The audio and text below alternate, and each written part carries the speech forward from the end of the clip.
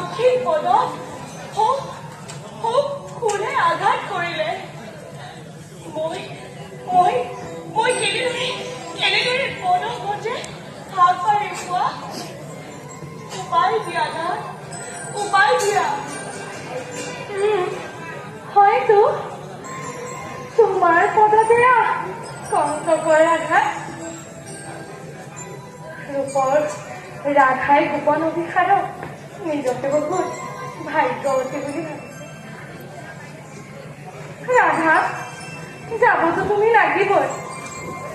যদি তুমি পদব্ৰজে যাবলৈ অপাৰা, তেন্তে তুমি মোৰ স্কন্ধে আৰোহণ কৰা।